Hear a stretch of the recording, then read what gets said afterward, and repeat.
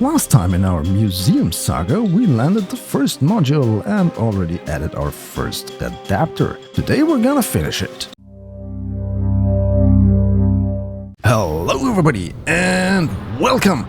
This is, yes, another rocket launch in the beautiful morning skies. I almost said sunset, but it is actually morning this time around. And we're launching through the cloud layers provided by the volumetric cloud mod by BlackRack in Kerbal Space Program 1. What are we launching? Well, the next modules for our museum that I've shown off in the previous video in this series. By the way, if something really exciting in space happened, I mean in space news, not like physically in space, or in regards to Kerbal Space Program 1, 2 or whatever, and you're wondering why I'm not talking about it in this video or in any video, I am on vacation for at least 2 weeks. There are going to be pre-recorded videos. And this is one of them. So if there's any news and you're wondering why I'm not talking about that, that's the reason. What we are talking about is that this is now almost out of the atmosphere. And here we have the reveal of our 2 modules. Yes, we are sending 2 museum modules up there to Minmus. Come to think of it, I probably could have sent all 3 in one really big launch. But I really wanted to have the first one as a sort of prototype to see how it goes and if I can land it correctly and orient it and so on. And this way it was not wasted too much if something had to be redesigned. And yes, I actually had to redesign something while we watch me get our encounter with Minmus and setting up our trajectory there. And we already arrived there. And we're now getting the first module done. I changed actually 2 things. First up, I added some RCS thrusters to the museum buildings because the first one for some reason didn't have any. Basically, I forgot. And this here, you might have already noticed, is twice the size or twice the height actually of the other modules. Well, the reason for that is because this is going to house the Invictus exhibit. And since Invictus was such a huge mission with so many planets and moons visited and so many screenshots I had to sift through to reduce to at least some palatable amount that you can watch, well, I decided I had to increase the building size. And while we talked about that, we're now already almost at our location where the first module has touched down. Look at that. There we go, we're getting closer. And let's not try to hit it directly on top. That would be detrimental. Yes, that will do very nicely. Of course, we need to do some adjustments once we're landed, meaning that we have to shuffle around. Basically what I did is I hit the engines just so much that I was lifting off a little bit of the ground and used the RCS thrusters to laterally and what the other thing's called? Anyway, left, right, up, down. Left, right, I tried to put that thing into place. And yes, here we are docked to the first module. So, time to get the third and final module down. Well, final for this iteration of the museum. You guys gave me excellent suggestions for additional exhibit pieces I could put in a museum or this museum. But I'm going to create a spinning museum here, actually. But I managed to get that under control pretty quickly, thanks to just hitting time warp, which arrests any rotational movement. Where was I? Yes, you gave me a lot of suggestions of what I could put in a space museum in space. And one of them was the Cosmic Giant, which is kind of my gigantic 3,000 or no 1,600 part 4,000 ton space cruiser I built a while back.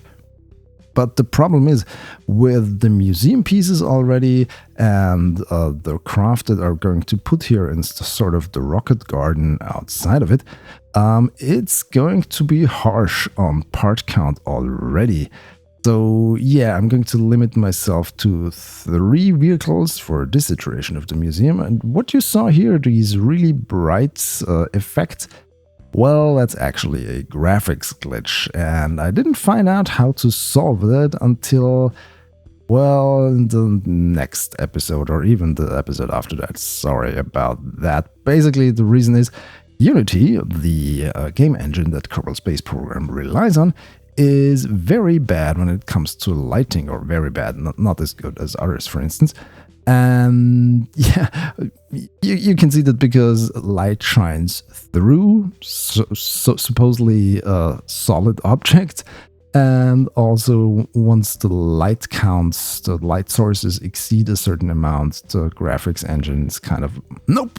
And that's what happened here, because for some reason my game was set to just 15 light sources and I had maybe 60 or something in all 3 buildings combined. And here they are. Don't they look great?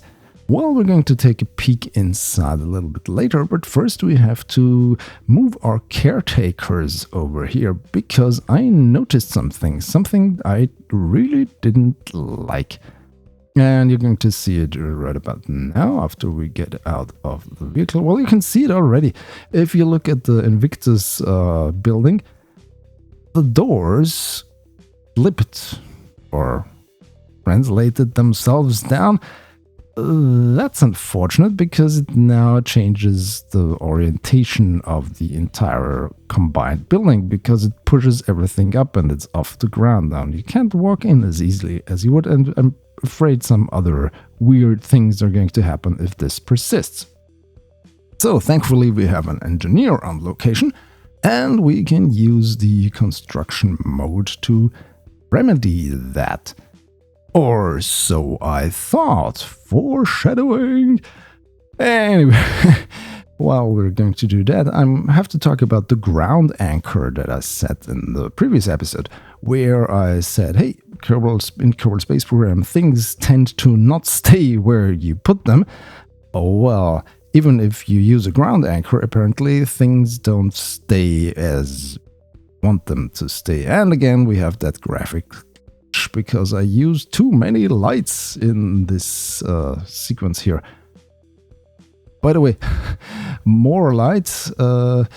Any one of you ever saw Farscape?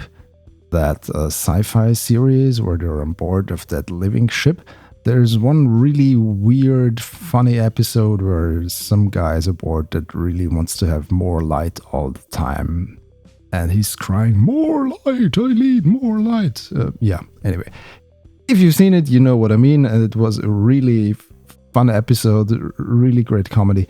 And the series is great as well. So yeah, if you like sci-fi, if you like weird sci-fi, if you like unusual sci-fi, you should check out Farscape. And here we are. We are now inside. We're checking out everything. You've seen me adjust the doors a little bit, so the visitors, once they arrive, can get through, and we're checking out the Ozymandias exhibit, at least for a little while. I'm going to do a really thorough walkthrough or camera fly through. I'm not sure yet how I'm going to do that, but I'm going to do some detailed visit of the museum for you guys, so you don't have to load up Kerbal Space Program and can just watch my videos.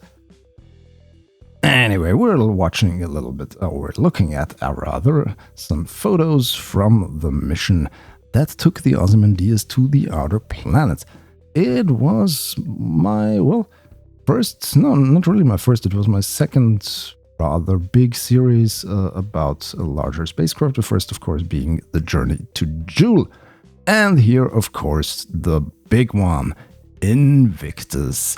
And in here you can see a special design element, a floating staircase, a marvel of Kerbal Interior design.